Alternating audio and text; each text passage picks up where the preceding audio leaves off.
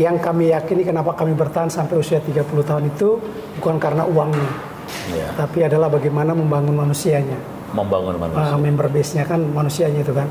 Makanya kami yakin bahwa ketika anggota-anggota kami ini diberikan kecerdasan, maka pasti kooperasinya akan berjalan sendiri. Iya. Jadi kami tidak perlu mencari uang banyak untuk datang ke sini. Autopilot berarti ya? Autopilot.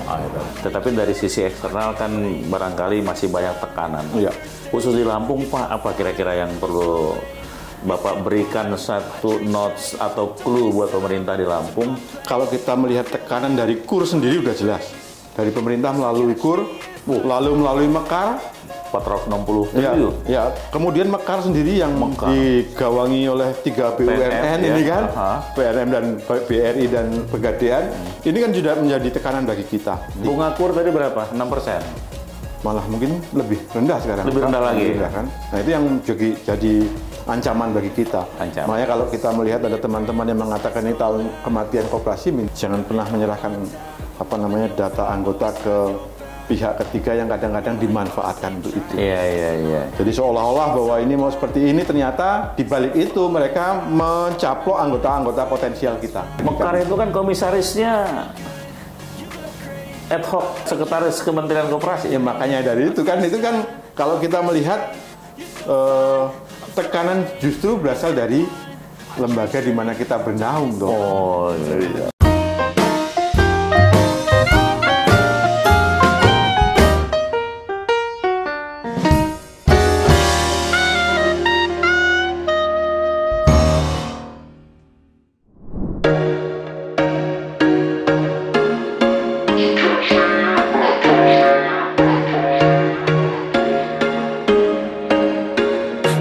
Once a day that I would pray for you, I'd go and misbehave just so you'd notice too. Sneaking looks up and down from across the room, and damn, what a hell of a view. I feel good, you look great, I like you, I can't wait. A first time, a first date, you're so fine, I'm so late. You sip wine, I drink straight, don't waste time to my place. I feel my heart erase, so catch me if I fall.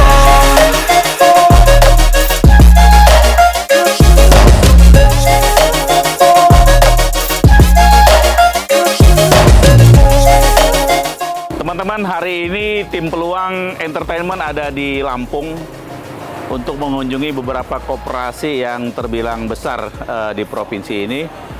Dan salah satu yang terbesar adalah Mekarsai. Ini adalah koperasi kredit yang asetnya sekarang sudah mencapai 660 miliar.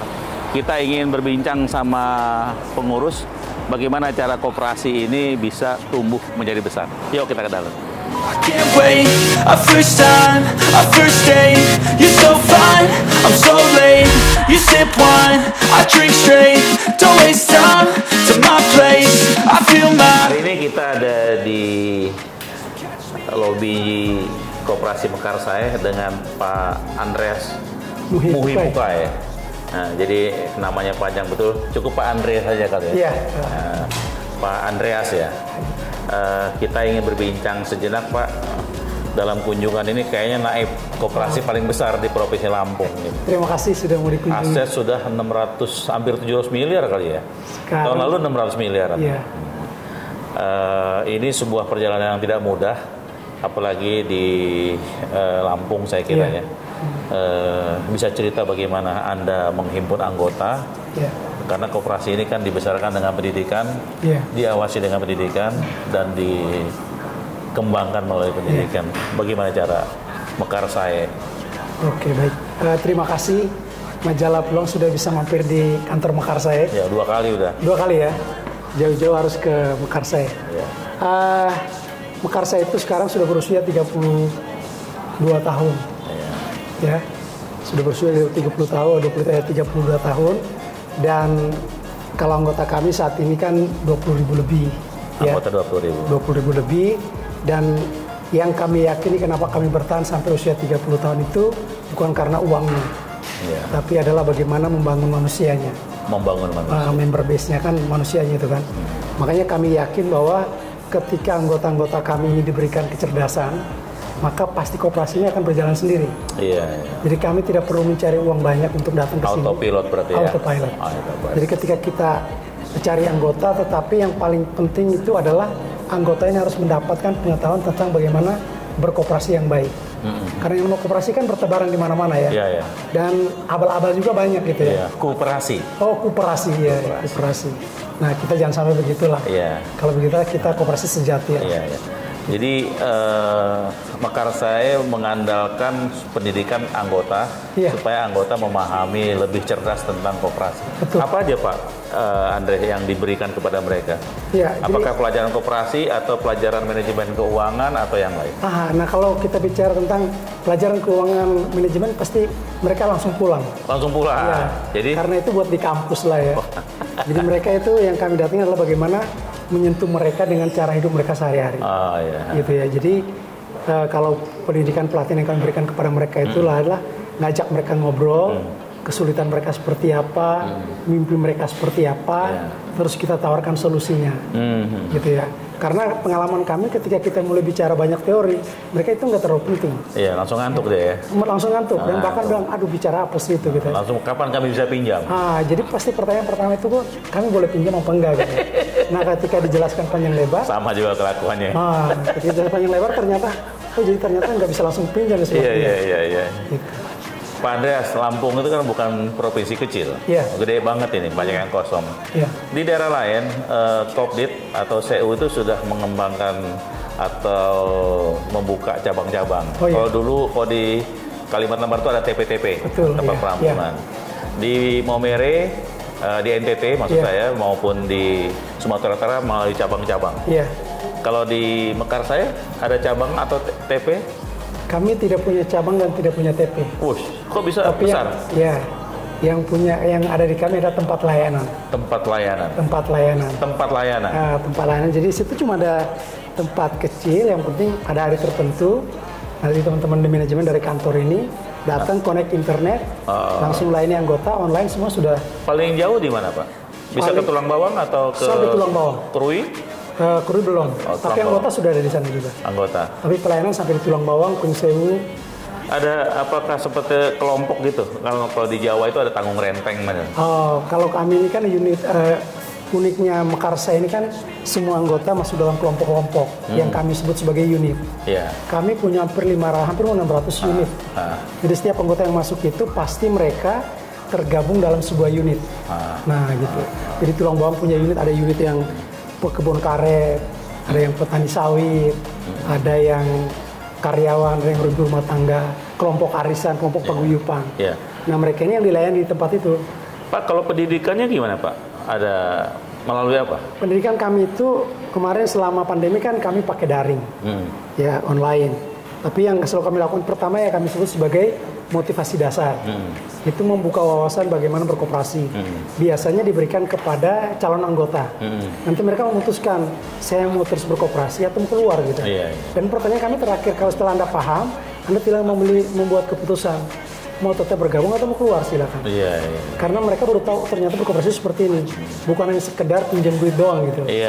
Nah, setelah mereka motivasi dasar, terus berikutnya kalau mereka mau tahu lebih banyak lagi, kami sebut sebagai kursus dasar. Itu 3 hari.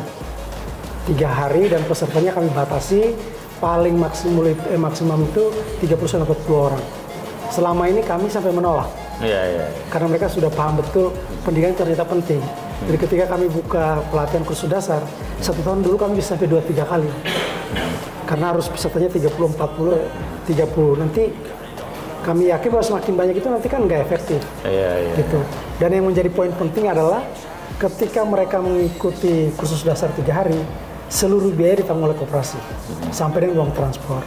Pertanggungjawaban mereka adalah mereka makan enak, dapat transport itu duit teman-temannya yang bayar utang.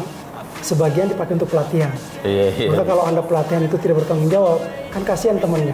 Anda itu dapat kesempatan untuk dibayar temannya loh. Dan sebagian itu nggak makan enak, hanya karena mau bayar utang, sebagiannya Anda pakai buat pelatihan. Bagaimana dengan peran Puskopdit?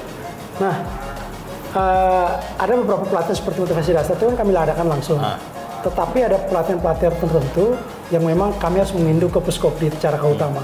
Nah, disitulah peran mereka. Tapi semua pelatihan pendidikan kami harus izin dari Puskopdit.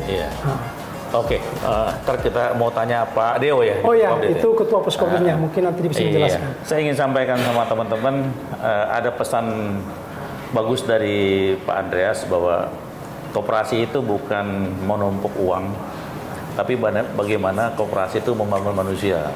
Sehingga kalau manusianya cerdas, maka koperasi dengan sendirinya akan bertumbuh bagaikan autopilot, begitu Pak ya. Terima kasih. Saya terima kasih banyak. Peluang sudah kunjungi Mekarsai. Terima kasih. Sukses peluang. First day, you're so fine, I'm so late. You sip wine, I drink straight. Don't waste time to my place. I feel my heart erase. So catch me if I fall. Teman-teman, tadi kita sudah bicara dengan Ketua Kopdit Mekarsai dan kita tahu bagaimana koperasi ini dihidupkan dan dikembangkan sehingga wajarlah kalau dia menjadi yang terbesar.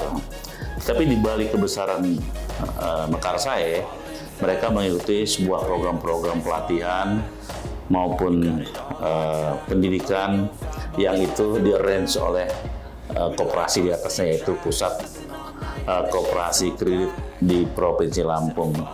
Hari ini kita mau coba bicara dengan Puskopdit, yaitu ketuanya Pak Yohanes Dedeo Widyastoko.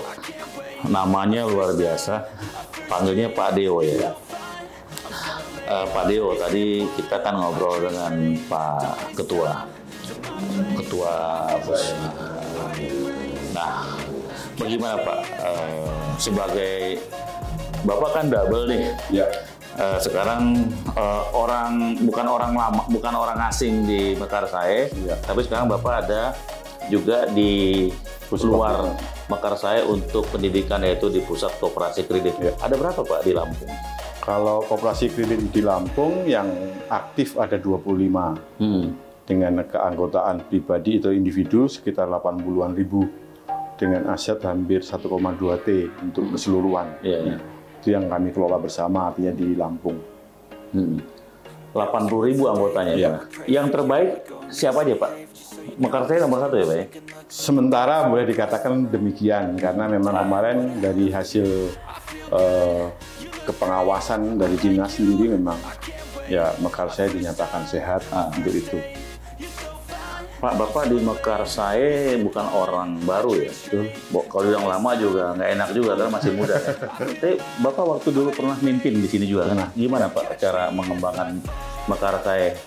Ya, yang pasti bahwa kalau di Mekarsai itu memang kepemimpinannya memang kita coba untuk menjalankan tata kelola yang baik ya, koperasi dengan tata kelola yang baik. Kemudian juga bagaimana dalam tata kelola itu menyiapkan generasi berikutnya, itu yang penting. Jadi kalau mungkin Pak Irsad juga paham dengan Pak Siman, lalu ada eranya Pak Haryono, saya mungkin di era yang ketiga. Karena Pak Siman memang mengawali berdirinya dahulu bersama dengan Pak Haryono, tapi Pak Haryono memang kemudian dilanjutkan dengan Pak Haryono, dan kemudian mereka juga menyiapkan kami. Menyiapkan kami dengan bagaimana melibatkan kami dalam persiapan ataupun pendidikan dan pelatihan, termasuk bagaimana kita menyiapkan rapat anggota. Itu kita biasanya dilibatkan dalam beberapa komite atau kepanitiaan, dan dari situ tentunya orang-orang baru ini akan memahami benar kondisi di Mekarsai seperti apa. Dan ketika mereka sudah terlibat banyak, biasanya mereka akan diajukan oleh anggota untuk menjadi pengurus. Nah, maka generasi berikutnya itu terus tidak putus. Demikian juga ketika saya sendiri waktu itu menjadi ketua, juga sudah menyiapkan demikian, bagaimana kita melibatkan guru-guru muda ataupun anggota-anggota muda yang kami minta untuk ikut kursus dasar, kemudian ikut kursus kompetensi pengurus. Dari kursus kompetensi pengurus itu kan nampak nih siapa nih kader-kader yang bisa dan punya kepedulian dengan Mekarsai. Dan ketika kader-kader itu kita ajak untuk terlibat banyak di Mekarsai, dan kemudian ya itu tadi akhirnya mereka mencoba untuk ikut di pemilihan pengurus. Nah, itu yang dilakukan oleh teman-teman di sini. Artinya tata kelola itu kita jalankan dengan baik, kemudian menyiapkan generasi berikutnya dengan pendidikan pun juga kita siapkan dengan baik. Oke Pak, Mekarsai terbaik. Tetapi sekarang Bapak bertanggung jawab untuk 25 primer di selain Mekarsai. Artinya ada 24 koperasi besar lainnya di Lampung ini. Koperasi besar maksudnya koperasi kredit. Ada 25 koperasi kredit lainnya yang juga perlu polesan dari Pak Deo. Sebagai ketua, bukan sebagai ketua Puskopditnya, tapi Anda pernah membesarkan Mekarsai. Sudah dibagi belum ke 24 yang lainnya? Pasti Pak, jadi pasti sudah kami bagikan apa yang kami alami di Mekarsai, karena boleh kami katakan bahwa Mekarsai menjadi barometer. Jadi anchor. Nah, jadi kalau anchornya memang Mekarsai, akhirnya kita juga banyak hal yang kita pelajari di sini, kita terapkan juga di sana. Kan kebetulan dari kepengurusan itu, yang dari Mekarsai memang saya dari di Puskopdit, dan juga ada pengawas juga dari sini satu. Jadi kita kolaborasinya di sana. Jadi memang kami mencoba, karena kami melihat bahwa best practice yang kita lakukan di Mekarsai tentunya ya ini juga harus dilakukan di tempat lain. Dan kita coba mengajak mereka, dan kemudian kami di Puskopdit itu mencoba juga melakukan beberapa standarisasi. Jadi kaitan dengan misalnya di administrasi, ini kita sudah awali, kemudian di bagaimana dengan sistem akuntansinya, itu harus kita samakan, karena memang kita di Puskopdit sendiri punya apa namanya konsultan pajak, konsultan hukum, ya, dan juga beberapa mitra yang memang coba kita gabung bersama supaya kita bisa berjalan bersama di gerakan GKKL istilahnya, ya, Gerakan Koperasi Kredit Lampung. Ini yang kami lakukan. Jadi tentunya apa yang baik itu harus dibagikan. Ini menjadi kabar gembira bagi yang lain. Kita coba untuk juga mengangkat yang kecil untuk supaya juga naik. Nah, ini harus bersama-sama. Pak, dari 25 Kopdit, kira-kira yang aman-aman berapa Kopdit, Pak? Apa semuanya aman? Atau ada yang masih ngos-ngosan? Kalau dari pantauan kami selama ini, yang 25 ini kami boleh katakan aman. Aman semua. Karena di samping tadi tata kelola yang baik coba kita terapkan, kami juga sudah mulai mengajak teman-teman untuk memiliki dana cadangan bersama. Dan ini dana cadangan bersama ini, dana cadangan masing-masing primer itu kami minta 50% harus ditaruh di Puskopdit. Jadi kalau misalnya nanti koperasi masing-masing koperasi ada masalah, ini bisa menggunakan dana cadangan bersama. Ini yang untuk backup. Jadi kami mulai, ini udah tahun ke-6. Jadi memang ini awal waktu itu saya memang di periode pertama di Puskopdit bersama dengan Pak Siman, lalu mencoba mengawali ada dana cadangan bersama ini, dan ini udah tahun ke-6, kami sudah melihat bahwa banyak dana yang memang mereka kumpulkan ke kami untuk membackup likuiditas mereka kalau ada masalah. Pak Deo, bukannya tanpa masalah ya, yang namanya usaha koperasi apalagi simpan pinjam kan banyak sorotan. Perhatian juga nggak terlalu besar lah. KSP itu masih dilihat pinggiran. Gitu. Ya, benar. Nah, bagaimana nih perjuangan Bapak paling nggak 2 tahun terakhir inilah ketika KSP menghadapi tekanan yang begitu kuat karena adanya kasus koperasi abal-abal. Koperasi. Ya, koperasi. Nah, karena ada koperasi jadi biasanya kena imbas. Apa yang Bapak lakukan 2 tahun ini bertepatan dengan pandemi juga? Ya, jadi saya kira yang paling penting adalah kuncinya pendidikan. Jadi kami juga menegaskan kepada primer-primer kami, pendidikan ini menjadi kunci kita untuk membuka mindset anggota dan juga masyarakat, bahwa mereka harus melihat ada 2 hal yang sangat penting ketika mendengar koperasi yang kadang-kadang iklannya luar biasa. Apa itu? Legal, hukum legalnya ini benar nggak? Lalu bagaimana dengan keamanannya? Karena kita juga di sini sama Pak, seperti yang dialami di Bandung dan di Jakarta. Dulu pernah ada berkah mandiri yang begitu menyedot banyak dana masyarakat, akhirnya ditinggal pergi. Dan itu menjadi pembelajaran mereka. Dan itu yang membuat bagaimana mereka harus membedakan antara koperasi yang benar dan koperasi yang tidak benar, katakanlah begitu. Kuncinya di pendidikan, Pak. Betul. Ada 3, Pak. Dikembangkan oleh pendidikan, dikontrol oleh pendidikan, dan diawasi. Didirikan, diawasi, dan dikontrol dan diawasi ya. Didirikan, diawasi, dan dikembangkan. Secara internal kita lihat Kopdit atau CU secara nasional nggak ada masalah karena memang kuatnya faktor pendidikan tadi ya, pengawasan dan solidaritas maupun partisipasi anggota. Tetapi dari sisi eksternal kan barangkali masih banyak tekanan. Khusus di Lampung, Pak, apa kira-kira yang perlu Bapak berikan satu notes atau clue buat pemerintah di Lampung untuk lebih melek sedikit lah kepada koperasi? Saya kira menurut saya mereka harus memberikan peluang pada kita untuk terus berkembang, karena memang kalau kita melihat tekanan dari KUR sendiri udah jelas, dari pemerintah melalui KUR, lalu melalui Mekar 460 triliun. Kemudian Mekar sendiri yang digawangi oleh 3 BUMN ini kan, PRM dan BRI dan Pegadaian, ini kan sudah menjadi tekanan bagi kita. Tapi bagaimana seperti tadi? Bunga KUR tadi berapa? 6%? Malah mungkin lebih rendah sekarang. Lebih rendah lagi. Kan? Nah itu yang jadi ancaman bagi kita. Makanya kalau kita melihat ada teman-teman yang mengatakan ini tahun kematian koperasi, bisa jadi. Maksud Bapak, ancaman tuh secara nggak langsung kayaknya pemerintah bersaing sama koperasi ya? Betul, dan bahkan kalau saya pernah itu menghimbau kepada primer yang di bawah naungan kami, jangan pernah menyerahkan data anggota ke pihak ketiga yang kadang-kadang dimanfaatkan untuk itu. Jadi seolah-olah bahwa ini mau seperti ini, ternyata di balik itu mereka mencaplok anggota-anggota potensial kita. Ini yang kita alami di sini. Dan melalui Mekar itu yang mungkin akhirnya menjadi catatan bagi Mekar kami. itu kan komisarisnya ad hoc sekretaris Kementerian Koperasi. Ya makanya dari itu kan kalau kita melihat tekanan justru berasal dari lembaga di mana kita bernaung dong.